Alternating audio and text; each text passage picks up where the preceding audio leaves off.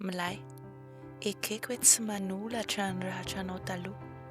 Saingy izany tsy ala olana handiana fotsy handraisana fitiavana sy olon-tia vaovao. Malala, hitanao, ampahirato tsara aloha anie ny masonao e.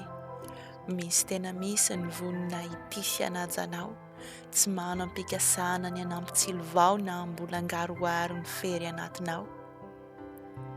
Ny olona rehetra aza ampitovina amin'ilay nasanandao, samy hafa fitaizana sy fototra ijoroana izao tontolo izao. Misy nampianarina dia ao ny tonga saina, fa ny fanajana tiana dia tsara sy ilaina.